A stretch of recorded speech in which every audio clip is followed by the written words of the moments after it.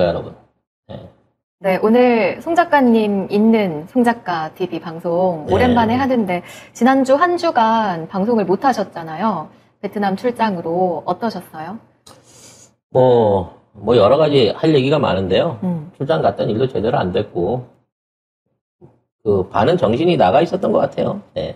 사실 이제 저 같은 경우에는 일요일 날 아침에 뉴스를 봤습니다.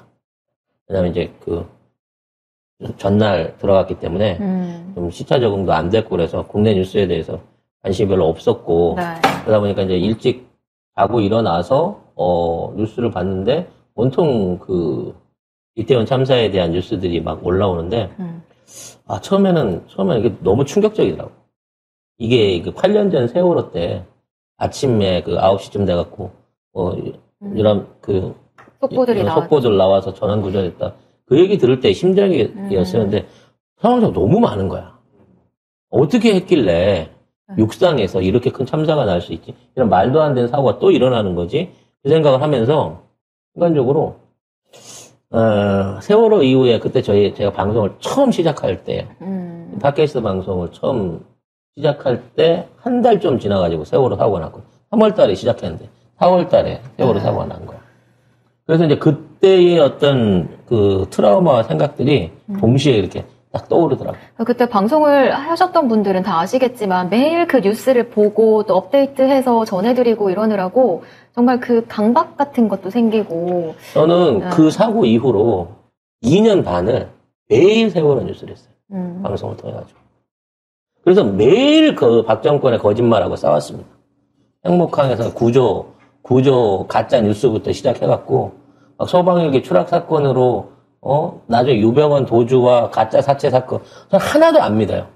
그 당시에 제가 제일 힘들었던 건 그 당시 세월호 사고가 제가 그때 스마트 원자로 실험이 있어서 고의적으로 은폐됐다라는 주장을 했다가 정말 어마어마한 음모론자로 찍혀가지고 욕을 처먹고 있을 때고 그때는 폐기가 있어서 일일이 다 반론을 할 때야.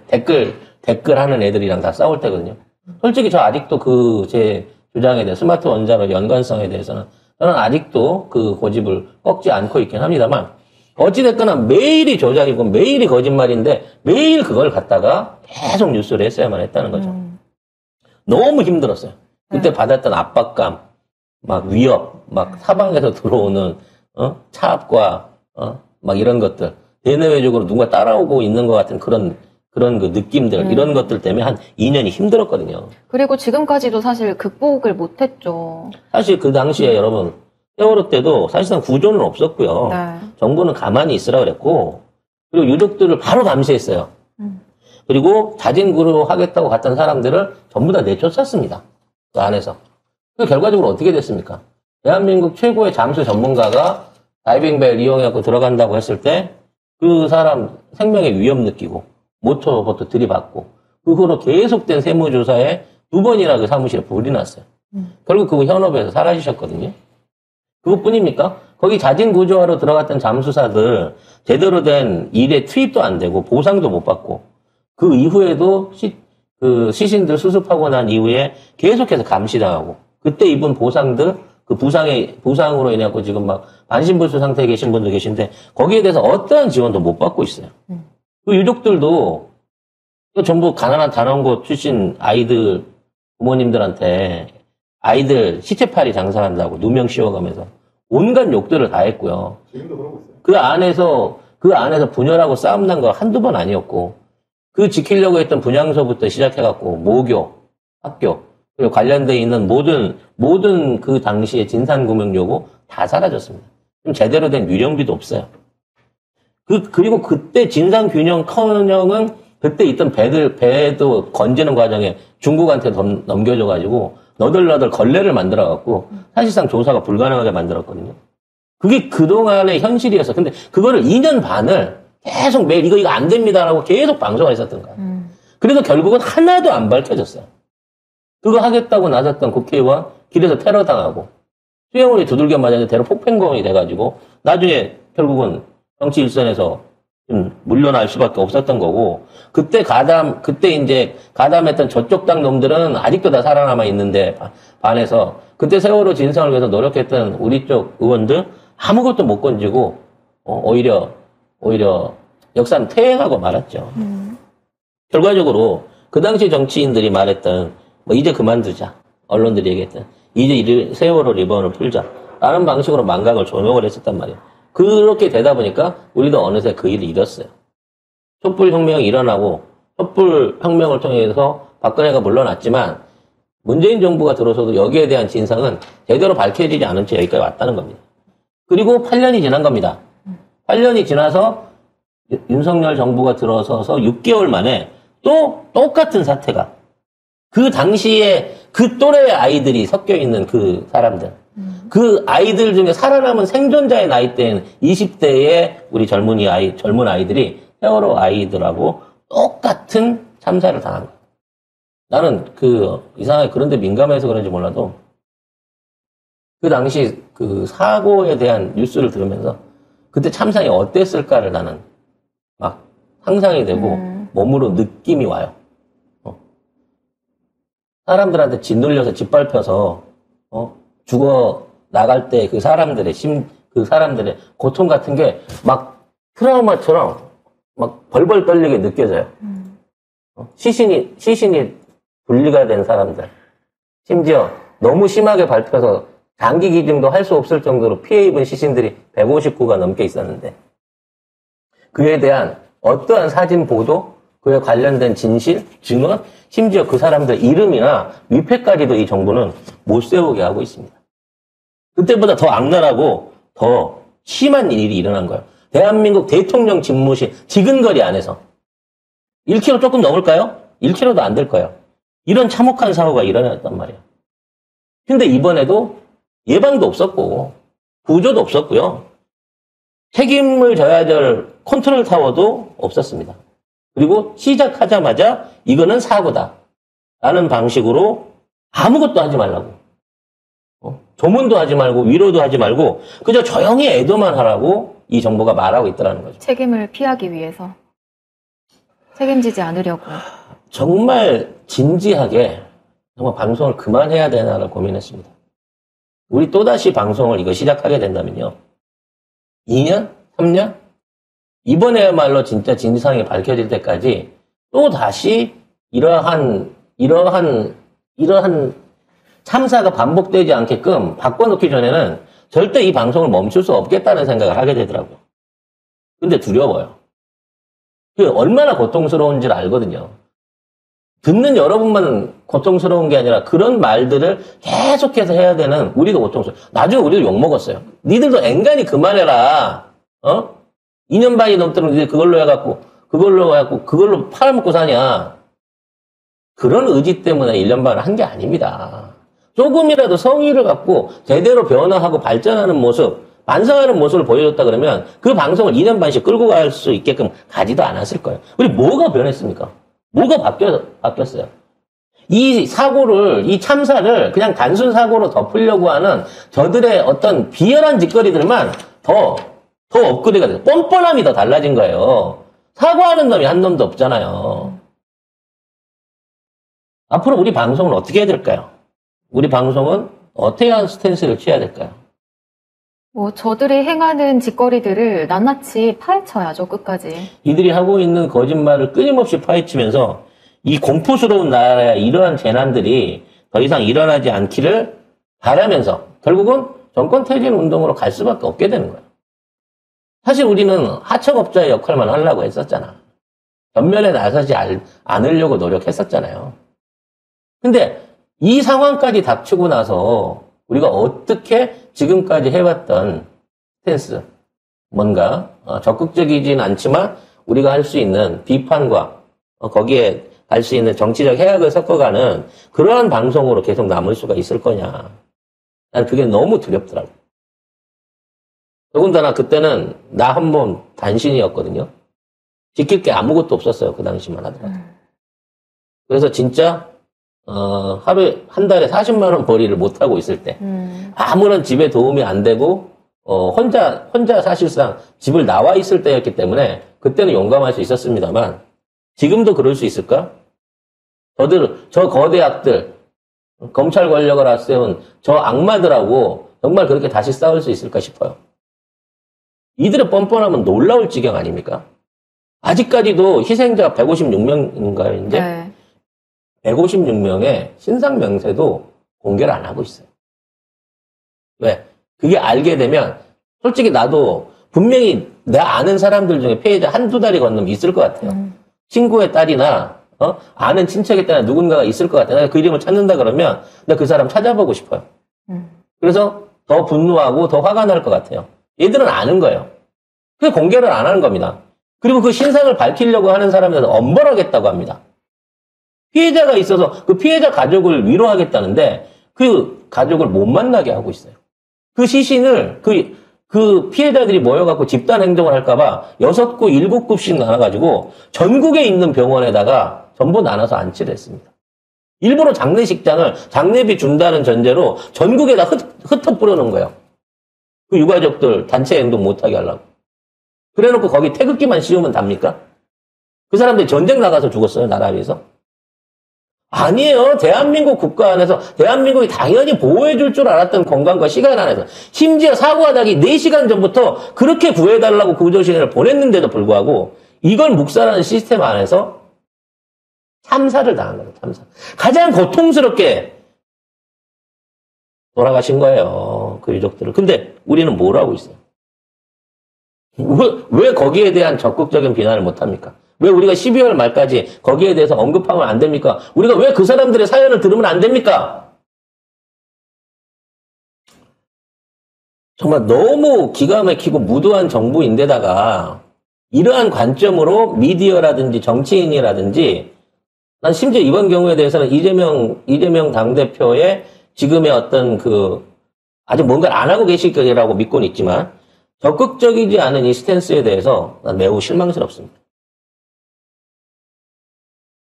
그 어떤 정쟁 다 중요하죠. 민생 중요합니다. 예산안 중요할 겁니다.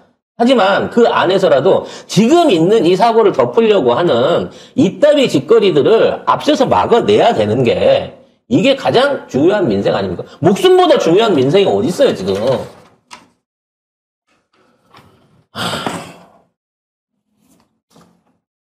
아직도 저는 사실 어떻게 이 사안들을 다뤄야 될지 잘 모르겠습니다. 머릿속으로 풀리지 않은 의문점들이 너무나 많아요. 지금 사고네, 참사네, 사망자네, 희생자네 용어를 놓고 싸우고 있지만 가장 근본적인 부분 안에서의 접근의 카테고리가 지금 언론이라든지 정치권 공방 안에서 끊어져 있습니다. 이거는 겁난이에요.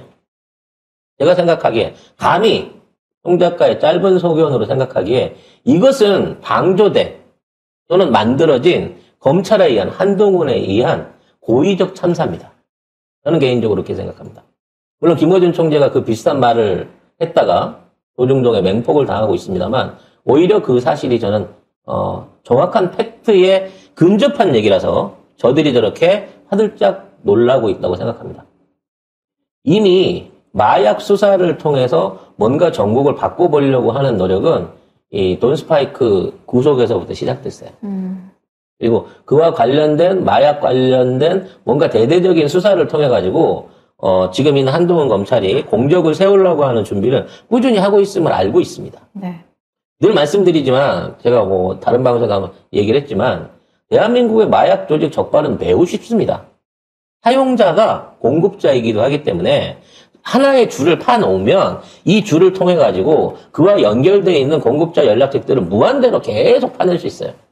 근데 늘 이게 안 되는 이유는 뭐냐? 어느 선에 가면 수사를 종결하기 때문입니다. 끝까지 안 파요. 왜? 더 올라가면 권력자나 정치인들이나 또는 기득권층이 연결되는 그 시점에 가면 언제나 거기에서 선이 끊깁니다. 기억나시죠? 대통령 아들을 만나면 끊기고요. 김무성 딸을 만나면 끊깁니다. 사위 아니었어요? 그 딸도 머리 밀었잖아. 그리고 홍정욱 딸. 그렇죠. CJ나 또는 유력 정치인의 가족을 만나면 거기서 수사가 중단이 됩니다. 중단되면 안 되는 거거든요. 그래서 이번 같은 경우는 한동훈이 일부러 이번 그 할로윈 파티를 노렸을 거라고 생각해요. 모든 경찰력을 빼고 말로는 뭐 사법경찰 50명 넣었다 그러는데 수백 명의 사법경찰과 그리고 그와 연관된 이 사람들을 조사할 검사 집단들 그리고 미디어를 준비했을 겁니다. 만일 그날 그러한 참사가 없었다고 하면 그날부터 대대적인 수사를 통해가지고 수백 명을 잡아냈을 거예요. 거기서 잡히지 않은 사람까지 한꺼번에 명단에 집어넣어갖고 건국 이래 최대 마약 사범 검거 뭐 이따위 뉴스를 만들어냈을 겁니다. 그러기 위해서 덫을 놓은 거예요, 이태원에. 그래서 경찰이 출동을 안 한 겁니다. 6시 40분 사고가 일어나기 4시간 전부터 지금 위험합니다. 구조 신호를 계속 보냈어요. 소방서 경찰서가 다 500m 거리 안에 있는 지역이었습니다. 한 번의 인력 출동이 없었습니다. 이게 경찰이 할 수 없는 일이어서 일어났다고 봐야 되는 겁니까?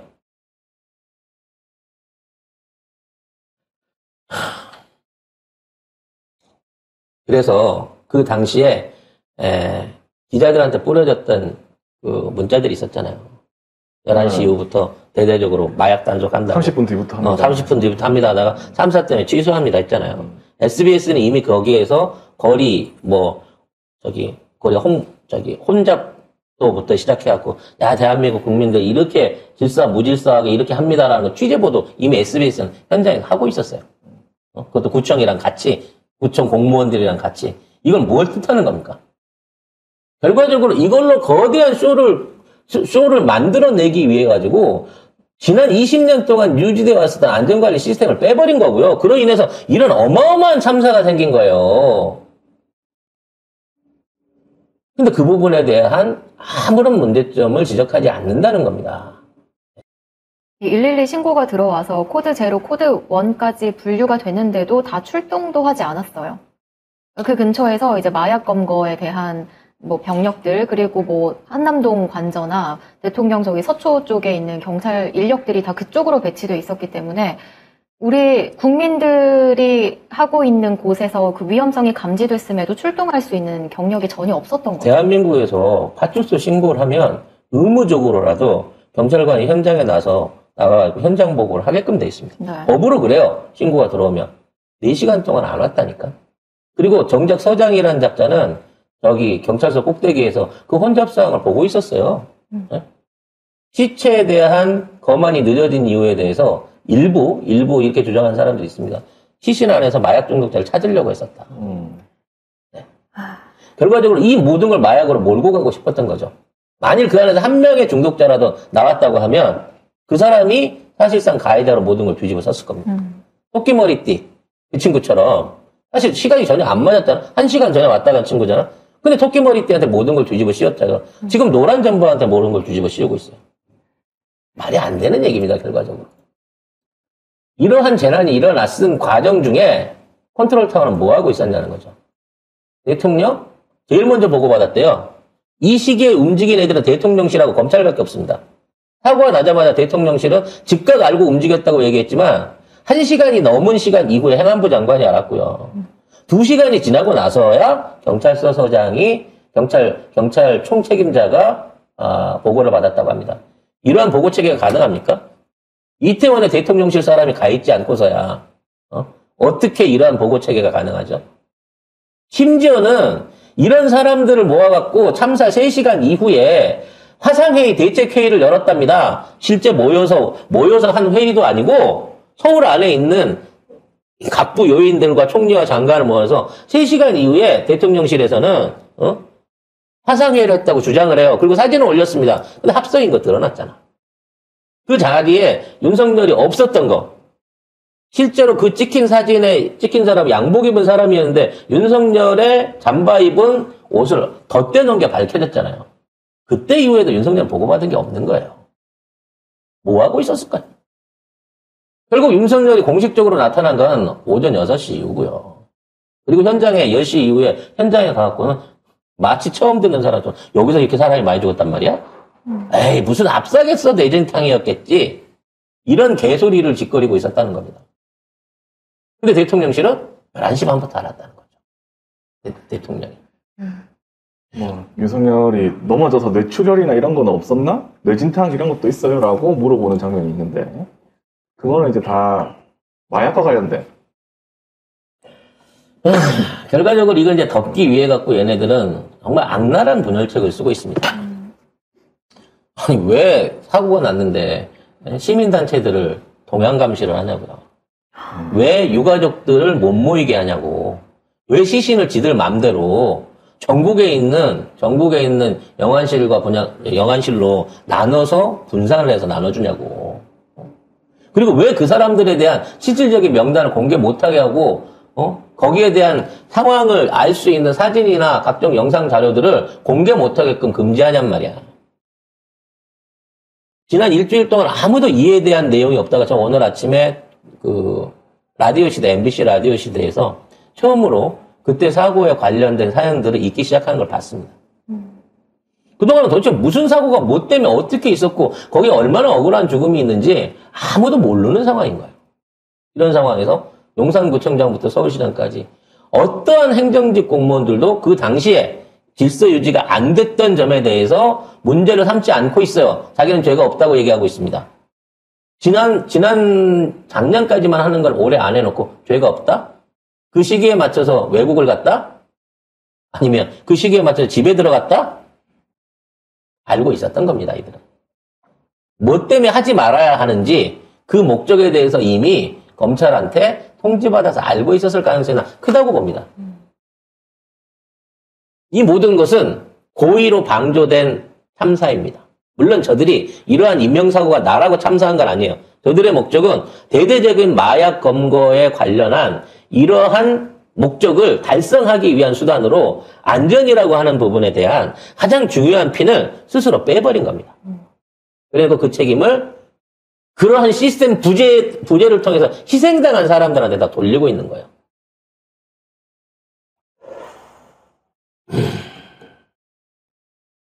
이거는 굉장히 의미가 있는 우리 방송에 있어서의 선언인 거고, 이로 인해 어떠한 역풍을 맞게 될지는 모르겠습니다만, 이러한 전제로 이번 사태에 대한 중대한 접근이 필요하다고 봅니다.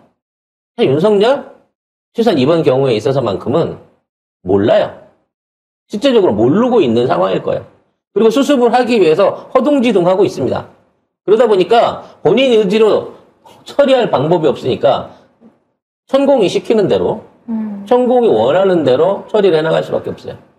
무속에 지배받은 인간은요, 지가 처리할 수 있는 일의 한도를 넘어서게 되면 무조건 무속이 시키는 대로 따릅니다. 실제로 경은 그 참사가 일어나고 난 뒤에 사과 한마디 없다가 천공이 사과한다, 미안하다는 말을 입으로 뱉어라라는 강의를 올린 뒤에 이틀 뒤에 바로 사과를 합니다. 종교를 통합해야 된다고 하니까 같은 날 교회와 성당과 절을 다 갑니다. 이게 뭔 미친 짓거리입니까? 종교 모독하는 짓거리예요. 스스로 종교를 통합하겠대. 그럼 뭐가 다릅니까? 그래놓고 정작 제대로 된 분향소는 안 차리고 위패나 이름 없는 꽃만 놓여진 분향소에 가서 매일 찾아가서 절을 하고 있습니다. 그게 사과라고 하는 거죠. 천공이 매일 가라고 하니까 매일 가고, 사과하라고 하니까 지금 사과 릴레이가 이어지고 있거든요. 4일부터 5일, 6일 계속해서. 그거 사과도 아니죠. 이거는 뭐 언론에다 대고 사과하는 거지. 뭐 유가족한테 사과한 게 아니잖아요. 개사과죠. 이건 개사과야. 개만도 못하는 상황. 이번 사태에 있어서의 가장 큰 책임을 져야 될 것은 이와 같은 시스템 부재를 뒤에서 조정했던, 아니 서울시장, 용산서장, 경찰서장이 미치지 않고서야 신고를 받고도 출동을 안 하고, 병력 배치를 요청받고도 병력 배치를 안 하고, 사고 위험이 있는지를 알면서도 안전요원을 뺀단 말입니까? 행정직 공무원이, 경찰직 공무원이 절대 있을 수 없는 일입니다. 누군가의 강력한 힘이 작용하지 않으면 이러한 동시다발적인 상황 부재가 안 일어나요.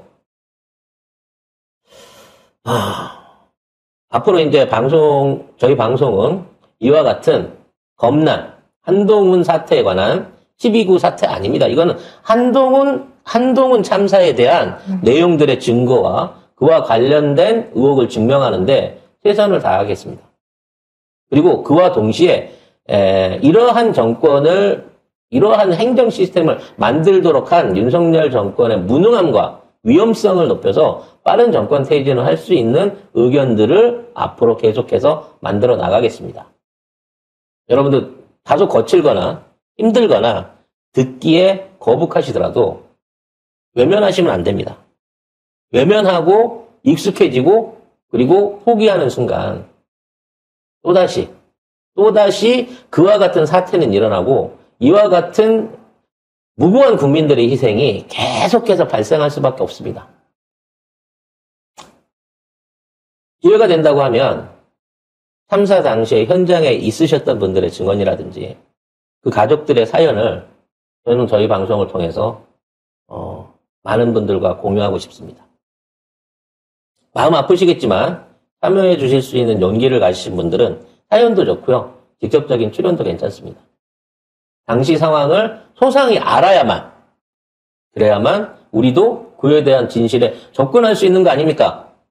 니들이 그러면 전면적으로 조사해갖고 제대로 다 명명백백하게 밝혀줄게. 나를 믿고 기다려. 이제는 더 기다릴 수 없다는 겁니다. 이제 큰 문제는 뭐냐면 지금 댓글 부대가 동원이 되고 있어요. 그래서 지금 뭐 애도한다 이런 기사에 아래 보면은 누가 가라고 시켰냐, 뭐 시체팔이 하냐 이런 댓글이 엄청나게 많이 달리고 있어요 지금. 8년 전에 했던 똑같은 수작 아닙니까? 똑같아요 진짜로. 놀러 가던 애들 잘못된 거를 왜 국비로 도와줘야 되냐. 뭐 그런 논리인 거죠. 선동하지 마라. 뭐 이런 식으로 계속 이거 진짜 역겨워서 못 볼 지경입니다 진짜.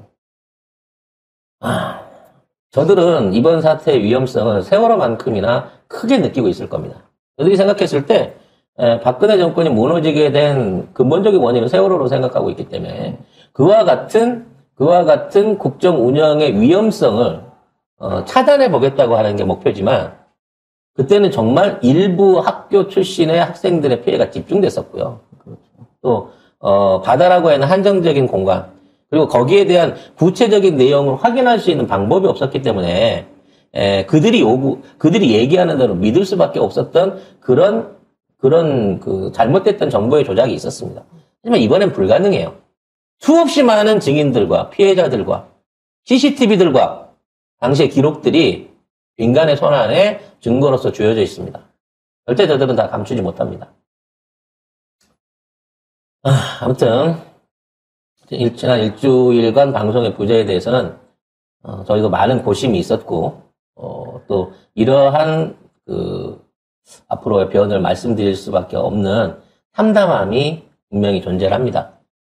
많은 진보 유튜버나 여기에 대한 속보를 전하는 사람들의 수위가 저들이 원하는 뜨뜻미지근한 온도 아닌 차가운 냉도 아닌 그런 수준 안에서 절제와 자제 내지는 고의적인 우리가 자극을 해갖고 선동을 하고 있는 것처럼 보여질 수 있는 이런 류의 언도들밖에 얘기를 안 하고 있습니다. 하지만 그렇게 익숙해져 버리면요. 어느 순간에 내 자신이 삶아지고 있어도 내가 타간에 개구리가 되는 그런 상황이 되더라도 그냥 모르고 익숙해져서 넘어가 버리게 된다니까요. 이제 월드컵 시작하고 크리스마스 오고 연말 지나고 하면 내년 아니 2달쯤 후면 아무것도 아닌 일처럼 돼 있을지도 모릅니다 지금. 그렇게 돼서는 안 돼요. 그러면 그 다음날 또 어디에서 무슨 사고가 일어날지 모르는 거고 우리의 목숨이 어떻게 될지 모른다는 겁니다. 절대 그렇게 만들어서는 안 됩니다. 사람이 죽었습니다. 생태 같은 젊은이들이 150명이 넘게 죽었습니다. 아무도 책임지지 않고 아무도 그 유가족을 위로하지 않습니다. 내일 전철 안에서 내일 내가 갔던 시장 안에서 내가 타고 지나는 버스 안에서 내가 어떻게 당할지 모르는 세상이 됐어요. 너무 열을 낸 것 같은데 여기까지 지난 일주일 동안 어느 정도 좀 자제를 해왔었으니까 방송에 대한 추모는 이제 지난 일주일로 충분했다고 생각하고요. 앞으로 송작가 TV가 나아갈 방향에 대해서 많은 분들이 용기와 동참과 지원을 부탁드리도록 하겠습니다.